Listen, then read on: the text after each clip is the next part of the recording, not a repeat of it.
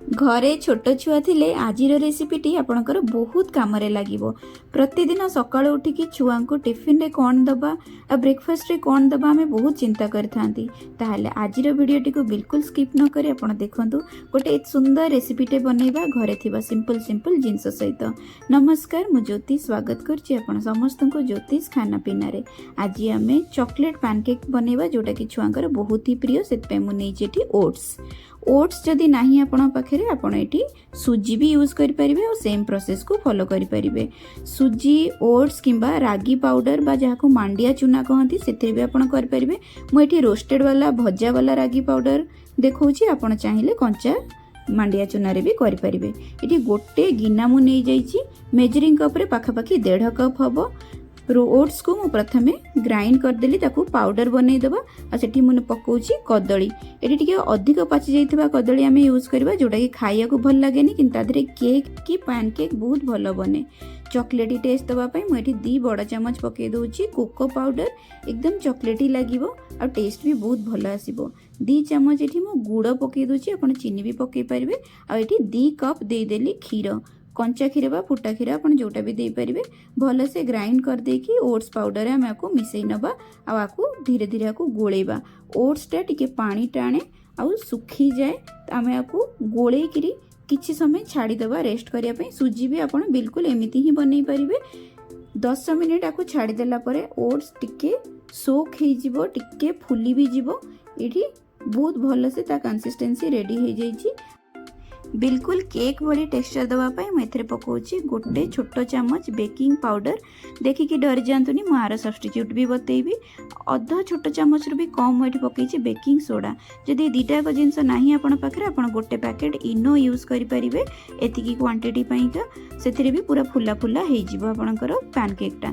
स्वाद को बैलेंस करिया पे मु अल्प टिके एथिरे लूण पकेइछि।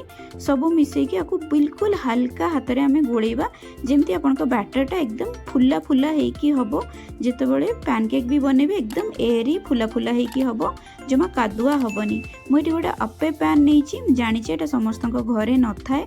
आजिकली ऑनलाइन अवेलेबल होउछि, किंतु जदि आपन पाखरे एटा नाही, छोटो गिना चटनी बा अचार खाइबा गिना रे आपन एमति बैटर को भरिकी कड़ाई रे खाली रखिकी लूण टिके तले रखिकी आपन को बेक भी कर दे परिबे 20-25 मिनिट पई बा आधा घंटा पई।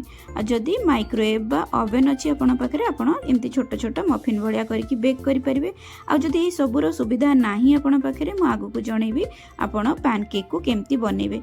ये बॉल गुड़ी को पूरा कम आंच रे 1-2 मिनिट रांधि नेला परे आको हमें उल्टे नबा।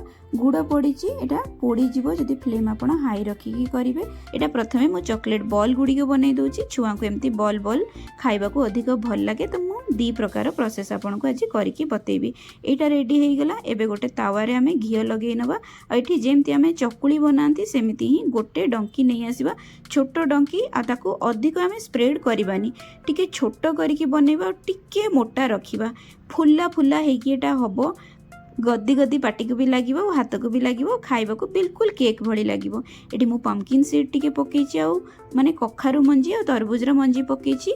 बिल्कुल ऑप्शनल अछि, आपण पाखरे थिले पकेबे, न थिले आपण काजू, आमंड बा राशि भी पके परिबे, किंबा खाली भी बनै परिबे। खाली रे भी ये बहुत अधिक भल लागिवो।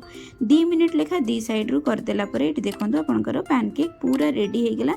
एकदम केक रो टेक्सचर आसीबो, किंतु बहुत हेल्दी वे रे हमें बनैछि। आकु टिके अधिक मिठा करिबा पई ऊपरे मु महू पकाउछि। आपण चाहिले स्किप करि पारे। जदि अधिक गुड़ पकेकी बनैछंती ताहले महू पकेबा ऊपरे दरकार नै।